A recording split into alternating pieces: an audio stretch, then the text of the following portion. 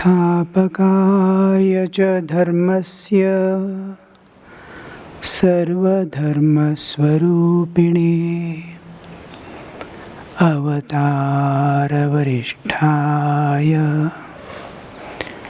रामकृष्णाय ते नमः। यथाग्निर्दाहिका शक्तिः रामकृष्णे स्थिता ह्या सर्वविद्यास्वरूपां तां शारदां प्रणमाम्यहम्। नमः श्रीयतिराजाय विवेकानन्दसूरये सच्चित्सुखस्वरूपाय स्वामिने तापहारिणे।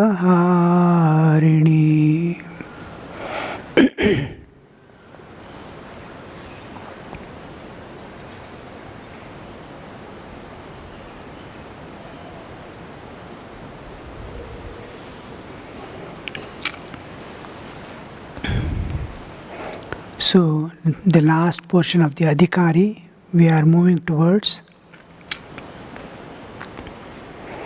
one who is entering into the inquiry into the reality. What is real? What is unreal? What is eternal? What is temporal?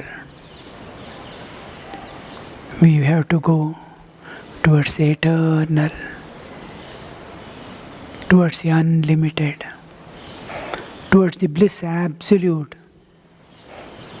from where we shall not return to the temporal, passing things of this world, but we shall witness, enjoy everything that is here. That is this text, Prakarana Grantha, that is giving us the path to God. We completed the 20th Sutra. We are going ahead to the 21st.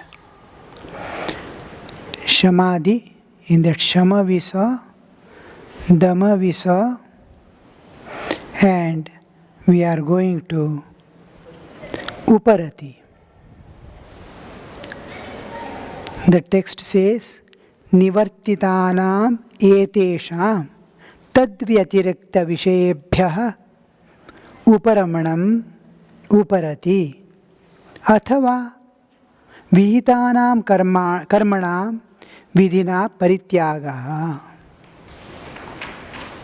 What is Uparati?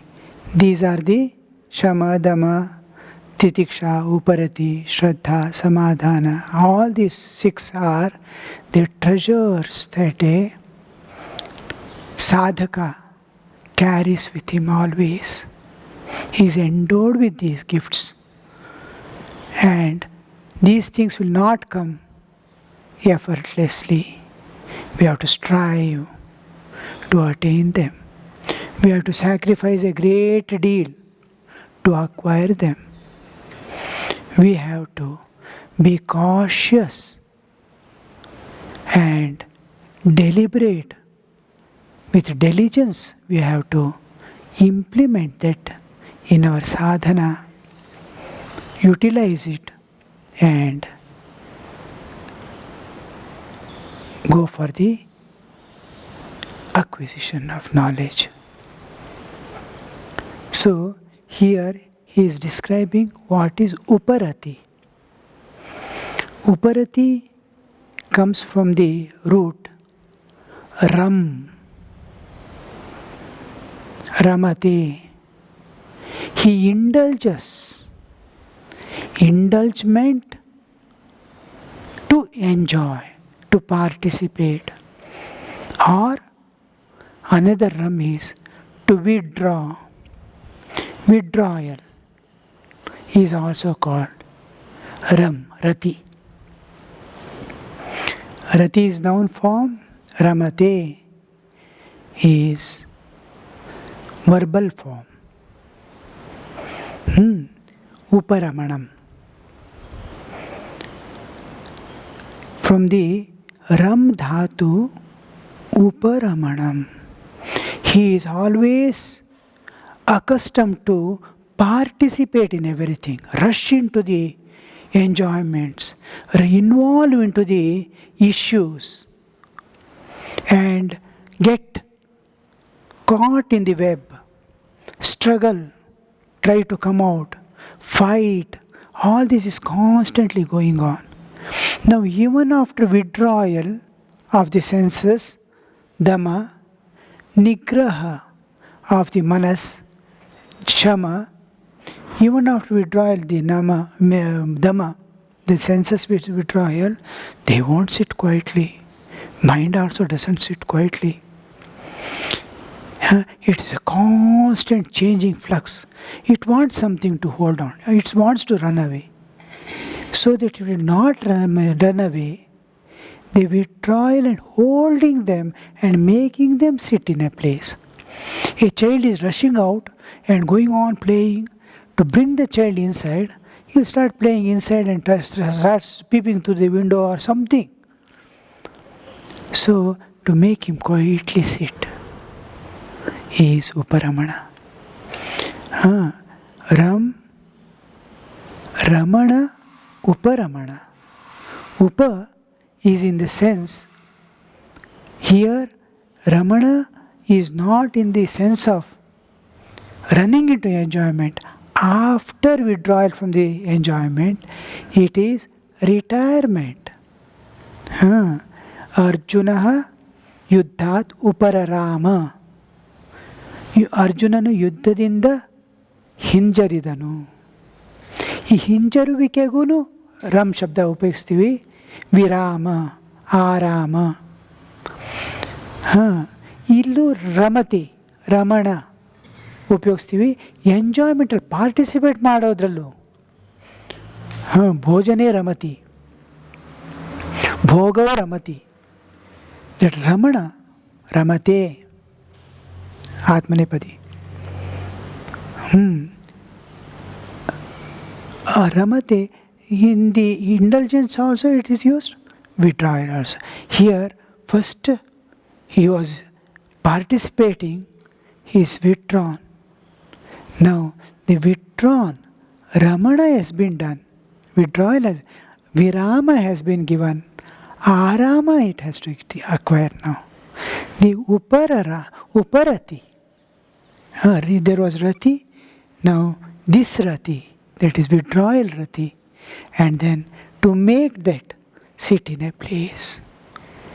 The mind, the Antarindriya, and Bahirindriya, Karmendriya, and Jnanendriya, Pancha Karmendriya, Pancha Jnanendriya, all are now within him. Now, it should not be allowed to go back. Not only that, it must be allowed to settle down.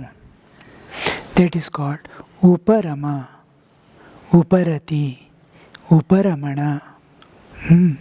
ಅದನ್ನು ಪ್ರಶಾಂತಗೊಳಿಸುವುದು, making it calm down, rest in peace without reacting. Means what is making the senses and mind bubble is our vasanas. Now, to control these vasanas, there are certain disciplines which we constantly observe to keep the ideal always alive in the mind, to fill the mind with constantly with divine and spiritual thoughts, to lead a perfect ethical life, to be devoted to the elders, God and Guru.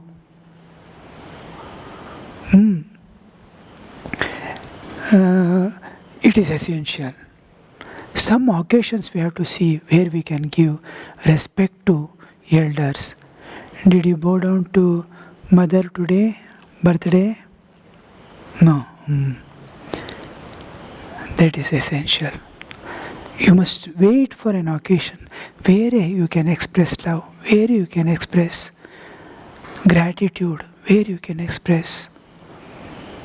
These are essential things that bind us, bring us closer to one ideal God. If we are loving the ideal, we are one. If we are not loving the ideal, the two thieves join together for a common purpose. They are very sincere till they are finished the thieving. Afterwards they will quarrel. In thieving they are totally cooperate. So as long as the ideal is bright, there is no differences. When ideal is lost, ideal is out of sight, in unguarded moments of life, we will do mistake. That should not happen. To keep the ideal burning always, to fill the mind constantly with spiritual thoughts and divine thoughts, and then lead a perfect ethical life, and be devoted to God, elders and Guru. So this will release us from the power of the vasanas are made powerless. They are there, but they are not, just like I want to eat masala dosa, but I am feeling sleepy. The sleep is not allowing me to get up and eat the masala dosa which I like most. I've kept masala dosa, come means that so much desired things. This is overpouring that. So these are overpouring the vasanas. The mind and senses are not in its vasha, though they are alive. Vasanas are alive, but incapable, because the power with which his other organs are filled, the knowledge that is filled, the tendencies he has created, samskara he has created, the momentum he has acquired in spiritual path, suppresses the power, makes the vasana impotent. They are there, but impotent. They cannot germinate a thought in us. So this uparamana, uparati, keeping the senses, withdrawn senses, to keep them at rest and devote their energies to the path in which I am walking. I am walking in an unknown path to the unknown, and I am alone. Guru has endowed with a mantra. Nature is there, protecting and guiding. God is there to illumine the intellect. Dadami buddhi yogam tam yena mam upayantite. That buddhi yoga God gives, by which the jiva starts walking towards God. So this is what is meant by uparamana. Nivartitanam etesham, these sense organs, etesham tadvyatirikta vyashebhya, from other than God. Thakur used to say, Sri Ramakrishna used to say, Jagate virag, Bhagavane anurag. This is withdrawal and keeping. Withdrawal from the virati. Jagate virag, withdrawal from the world. Jagate virag, and Bhagavane anurag. It must be diverted towards God. Mod phirano, Thakur used to say, turning their flow, giving a better direction, a higher direction to all our propensities, all our desires, all our tendencies are given a higher turn to go towards the divine. So this turning inward, yesterday I was telling, turning inward, it's outgoing it has to be turned inward and must be made to dive within, like the Kachapa, tortoise. How any enemy comes, means you'll jump into the water and go to the bottom. Chung, chung, chung, chung, chung, it will go. Like that, we must be able to enter within ourselves and go to the root, crossing one by one layers that are covering our soul to the reality. So, this turning and making the senses and mind to calmly sit in anticipation of the leader to lead him inward. The leader is intellect, in which ego is dissolved. Mind also get dissolved. Senses also empower it. And it is this Jnanendriya and Ahankara Buddhi. Ahankara, in which the Ahankara is dissolved, Buddhi, and it is enlightened by the consciousness. In that there is the jnana of the scriptures, Guru's Vakya, and his own power of seeking, Vyakulata, have been combined. So, this is what is Uparamana, withdrawal and placing it, Uparamana.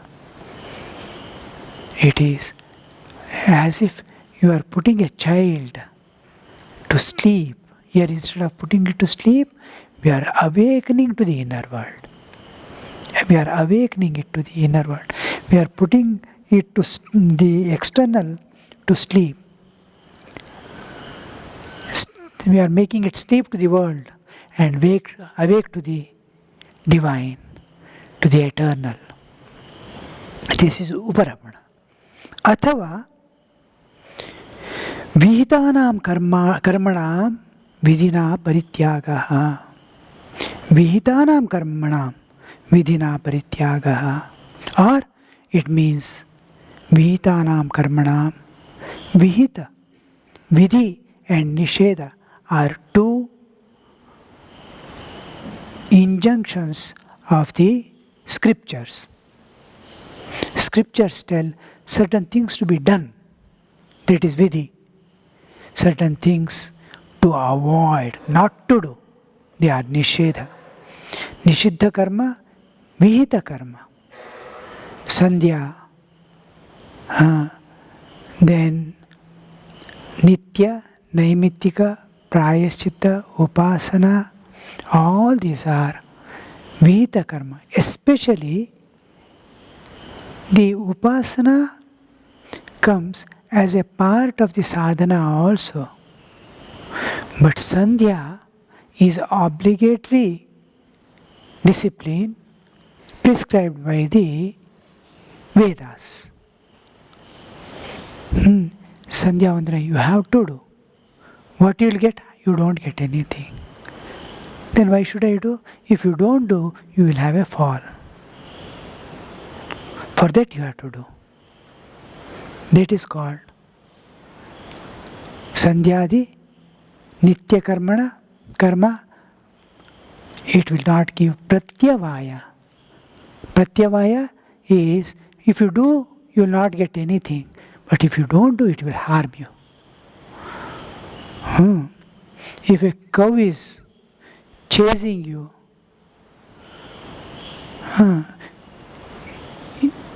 if you run or if you oppose, you will be saved. If you don't oppose, if you don't do it, you are asked to do, it will attack you. By driving it away or opposing it, you will not get anything. You will save yourself.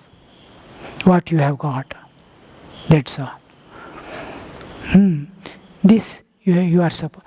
This vihitanam karmana vidhina parityagaha. What all Vedas put as obligatory work, duties of life, Those need not be done by a sannyasi. This is Vihitanam karmanam vidhina pritya. I left it. You cannot say. It must be left according to the vidhi itself. That vidhi is called sannyasa, by which you will give up all activities that are oriented to self-preservation, selfishness, or self-aggrandization. These things are given up. Only that which sustains life in the body and makes him go towards God alone is done.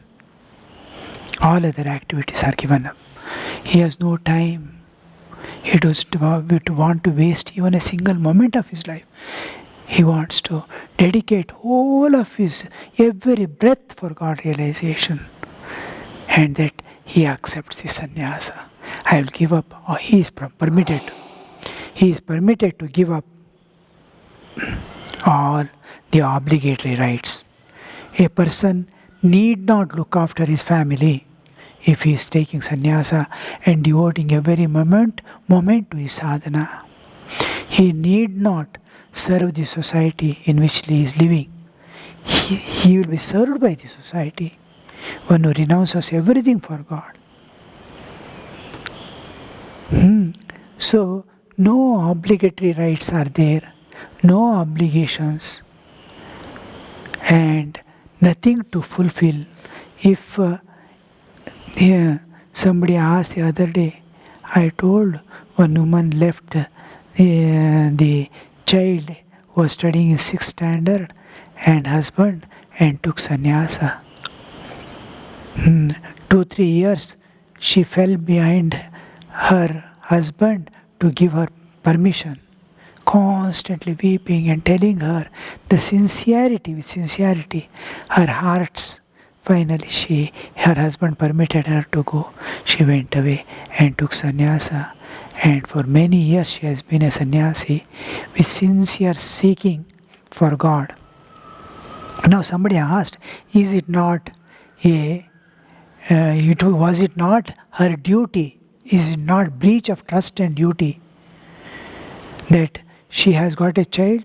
Has she no duty towards husband that she can leave and go? I said no.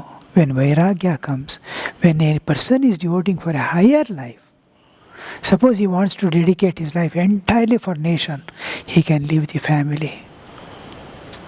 He can force his wife to release him from the obligation. It is not a divorce, it is an acceptance. Anybody going for a higher cause, higher life, is always, and the highest good he is doing to himself and the society. For eternal freedom of himself and to set an example for the world. And whatever he earns, he is going to give to this world and go. And for that cause, should a husband bind a wife, or should wife bind her husband from his own good? What kind of husband or wife are they who do not seek the welfare of the other? It is no more. This is neither a husband nor a wife. Husband and wife must seek each other's welfare to the extent of God realization. If they can go, many have joyfully sent them. So, this is vidhina parityagaha. It is not given up as and when manmane, they say, according to one's own whims and fancies, leave the wife or husband or family and go away. No. Leave the scriptures what say, or religion what says, and go away. No. Vidhina parityaga. It has to be done according to a vidhi. There is a vidhi. Sannyasa vidhi is there. So many things. It's a beautiful system of internal transformation. Everything. Puja in Hinduism. How in and through puja a person realizes God? Japa, in what way if you do the japa, you will realize God? Shantananji Maharaj used to say, Japat Siddhi, Japat Siddhi. You need not do anything, go on doing japa. But how to do that japa? So, vidhi is there. For everything there is vidhi. If you do like this, you will attain that result. So for sannyasa also there is a vidhi. It's a beautifully formed to transform the consciousness. The paradigm in which he has developed is replaced by a new paradigm. The background, back screen, in which he is going to enact now. He is supposed to, after sannyas, there will be in Ramakrishna Math and Mission, there is 9 years of severe training.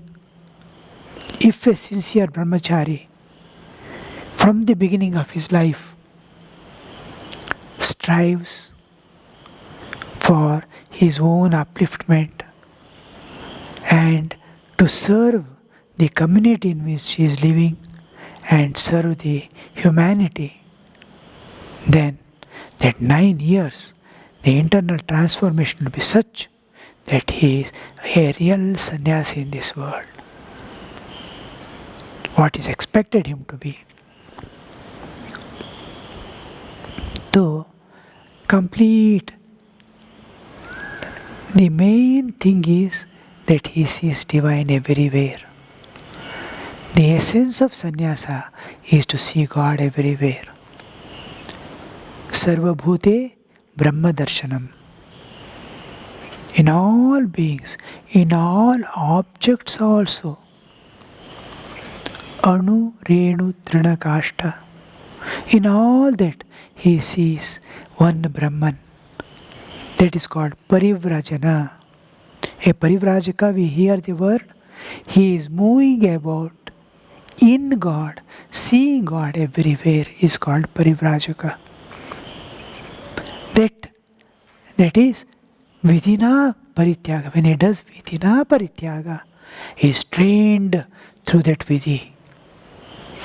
To be eligible for a sannyasa, he has to finish certain disciplines by which his mental structure itself is changed, his vision is changed, his nature is changed.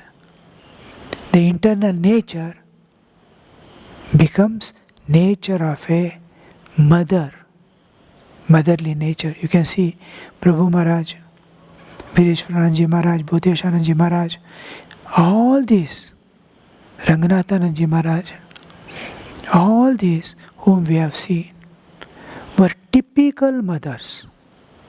Except seeking welfare, there was nothing. Except giving love, there was nothing.